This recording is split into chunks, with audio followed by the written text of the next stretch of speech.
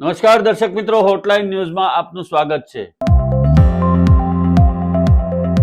સરકાર દ્વારા આરટીઓના કેટલાક નિયમોમાં ફેરફાર કરવામાં આવ્યો છે। ખાસ કરીને લાયસન્સ અને વીમા અંગેનું જે પરિવર્તન કરવામાં આવ્યું છે એના કારણે સામાન્ય વાહન ચાલકોને રાહત રહેશે અને મોટા ફાયદાઓ એમને મળશે। સરકાર દ્વારા શું ફેરફારો કરવામાં આવ્યા છે, આવો એની વિગતવાર ચર્ચા કરીએ। જો વિગતવાર જોઈએ તો આરટીઓ દ્વારા અત્યારના સંજોગોમાં વાહન અધિનિયમમાં કેટલાક પાયાના સુધારા કરવામાં આવ્યા છે, જેમાં ડ્રાઇવિંગ લાયસન્સ, વાહન વીમો અને રજીસ્ટ્રેશન રદ કરાવવા જેવી બાબતોની સમય મર્યાદામાં વધારો કરી અને સરકારે વાહન ચાલકોને મોટી રાહત આપી છે। અત્યાર સુધીના નિયમ મુજબ જો તમારી ડ્રાઇવિંગ લાયસન્સની મુદત પૂરી થઈ જાય તો તે જ ક્ષણથી એ અમાન્ય ગણાતું હતું, પરંતુ નવા સુધારા મુજબ, નવી જોગવાઈ મુજબ લાયસન્સ એક્સપાયર થયા પછી પણ 30 દિવસ એટલે કે 1 મહિના સુધી માન્ય ગણાશે।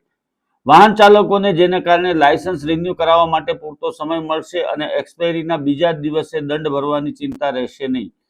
જ્યારે કોઈ વ્યક્તિ જૂનું વાહન ખરીદે છે ત્યારે વીમો પોતાના નામે ટ્રાન્સફર કરાવવાની એક જટિલ પ્રક્રિયા છે।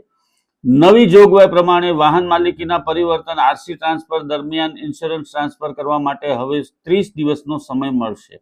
અગાઉ ઓછી સમય મર્યાદાને કારણે વીમો લેપ્સ થઈ જવાની કે દંડ થવાની ભીતિ રહેતી હતી, જે હવે દૂર થશે અને રજીસ્ટ્રેશન રદ કરવાની મુદતમાં પણ વધારો કરવામાં આવ્યો છે।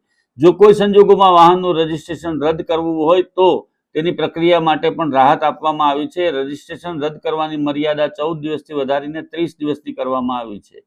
નાગરિકોને કાયદાકીય કાગળની કાર્યવાહી પૂર્ણ કરવા માટે તેનાથી બમણો સમય મળશે।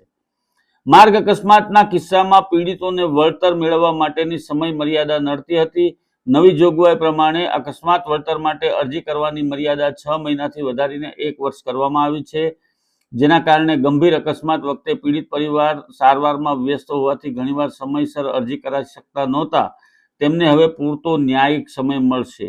એમાં સરકારે શિસ્ત બાબતે કડક વલણ અપનાવ્યું છે। જો તમે વીમા વગર નો ઇન્સ્યોરન્સ વાહન ચલાવતા પકડાશો તો દંડ ભરવાની જોગવાઈ પ્રથમ વખત 5,000 રૂપિયા છે અને બીજી વખત રૂપિયા 10,000 છે।